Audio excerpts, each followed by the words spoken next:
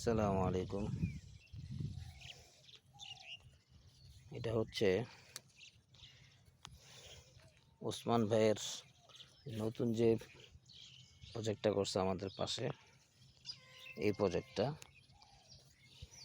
এখানেও পোনা মাছ ছাড়ছে। পোনা মাছ ছাড়ার এক সপ্তাহ পরেই তারা এই নেটটা দিয়ে দিছে।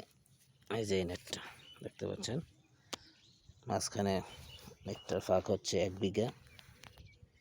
এই যে 1 বিঘা ফাঁক। এই নেটটা দুই পাশে দিছে, এই বরাবর পূর্ব পশ্চিম।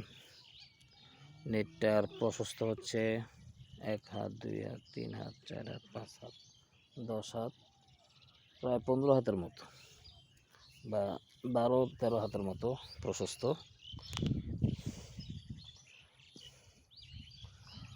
আর লম্বা যত লম্বা নেওয়া যায় এরকম নেট দুইটা নিচে আর কি, এখানে একটা ওই পাশে একটা, দুইটা নেট তারা দুই পাশে লাগাই দিছে, মাঝখানে ফাঁকা রাখছে, মাঝখানে নেট দেয় না। অর্থাৎ এখানে 12 হাত, এই পাশে 12 হাত, দুই পাশে এই নেটটা লাগাইছে। এটা লাগানোর উদ্দেশ্য হচ্ছে পোনা মাছগুলো সাধারণত এই দুই সাইডেই থাকে, মাঝখানে কম থাকে। এই পোনা মাছের উপর যেন আক্রমণ না করে, আর যদি মাঝখানে থাকেও বক টক অন্যান্য পানি কুড়ি আছে, এরা আক্রমণ করে, তখন তারা নেটের ভিতরে চলে আসে আত্মরক্ষার জন্য। তো আমরাও আমাদের পোনা যেখানে ছাড়ছি ওইখানেও মাছগুলো কদিন পরে পাখির আক্রমণে ক্ষতিগ্রস্ত হবে।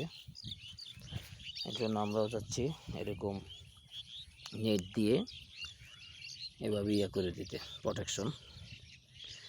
আর এগুলো কীভাবে বাঁধছে, প্রত্যেক 10 হাত 15 হাত দূরে দূরে এরকম খুঁটি দিছে, খুঁটি দিয়ে তারপর এটা বাঁধছে আর কি। আর এই রশি এগুলো হয়তো কেজি ধরে কিনে নিয়ে আসছে। তো এখানে রশি তাও 5 থেকে 6 কেজি তো লাগবেই রশি আমাদের ওখানে। আর জিআই তার দিছে সাইডে, জিআই তার মোটাটা দিছে, কারণ রশি তো লাস্টিং করে না। জিআই তারটা দিছে, আর রশি দিছে মাঝখানে।